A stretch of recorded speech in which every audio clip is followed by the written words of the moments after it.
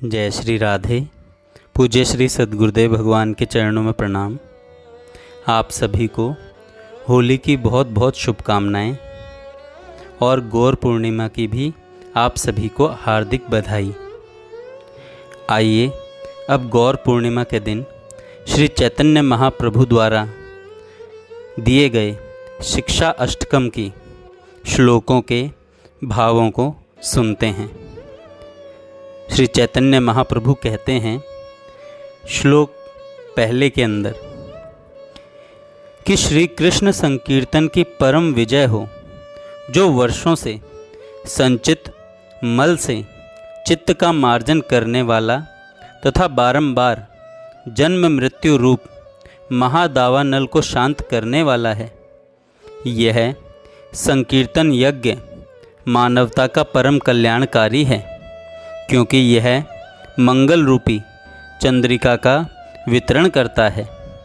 समस्त अप्राकृत विद्या रूपी वधु का यही जीवन है।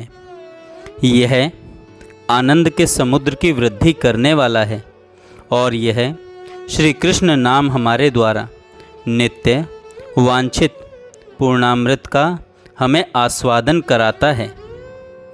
दूसरे श्लोक में महाप्रभु कहते हैं, हे भगवान, आपका नाम अकेला ही जीवों का सब प्रकार से मंगल करने वाला है। कृष्ण गोविंद जैसे लाखों नाम हैं। आपने इन अप्राकृत नामों में अपनी समस्त अप्राकृत शक्तियाँ अर्पित कर दी हैं। इन नामों का स्मरण और कीर्तन करने में देश काल आदि का कोई भी नियम नहीं है। प्रभु, आपने तो अपनी कृपा के कारण हमें भगवान नाम के द्वारा अत्यंत ही सरलता से भगवत प्राप्ति कर लेने में समर्थ बना दिया है, किंतु मैं इतना दुर्भागी हूँ कि आपके ऐसे नाम में मेरा अनुराग उत्पन्न नहीं हो पाया।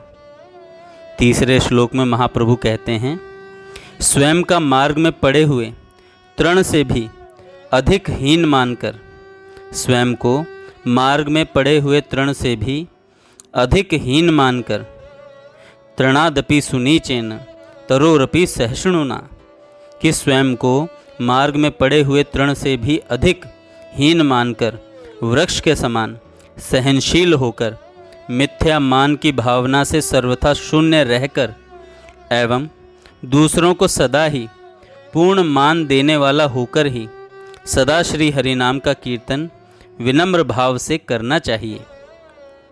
हे सर्वसमर्थ, चौथे श्लोक में कहते हैं महाप्रभु, हे सर्वसमर्थ जगदीश, मुझे धन एकत्र करने की कोई कामना नहीं है। न मैं अनुयायियों, सुंदर स्त्री अथवा सालंकार कविता का ही इच्छुक हूँ। मेरी तो एकमात्र कामना यही है कि जन्म जन्मांतर में आपकी अहेतु की भक्ति बनी रहे। पांचवें श्लोक में महाप्रभु कहते हैं, हे नंद तनुज कृष्ण, मैं तो आपका नित्य दास हूँ, किंतु किसी न किसी प्रकार से मैं जन्म मृत्यु रूपी संसार में गिर पड़ा हूँ। कृपया इस विष में मृत्यु सागर से मेरा उद्धार करके अपने चरण कमल की धूलि का कण बना लीजिए।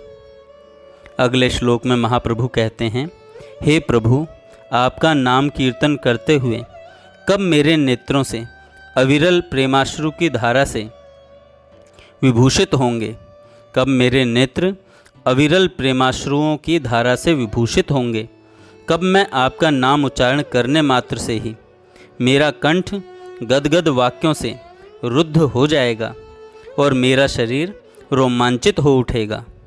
युगायतम निमिषेण चक्षुषा प्रावृषायतम शून्यायतम जगत सर्वम गोविंद विरहेण में।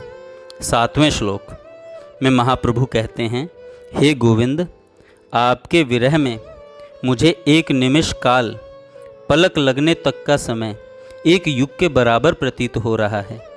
नेत्रों से मूसलाधार वर्षा के समान निरंतर अश्रु प्रवाह हो रहा है तथा आपके विरह में मुझे समस्त जगत शून्य ही दिख पड़ता है। 8वें श्लोक में महाप्रभु कहते हैं, एकमात्र श्री कृष्ण के अतिरिक्त मेरे कोई प्राणनाथ हैं ही नहीं, और वो मेरे लिए यथानुरूप बने ही रहेंगे, चाहे वे मेरे गाढ़ आलिंगन करें अथवा दर्शन न देकर मुझे मर्माहत करें। वे कुछ भी क्यों न करें, वे तो सभी कुछ करने में पूर्ण स्वतंत्र हैं, क्योंकि श्री कृष्ण मेरे नित्य प्रतिबंध रहित आराध्य प्राणेश्वर हैं। जय श्री राधे। जय श्री राधे। पूज्य श्री सद्गुरुदेव।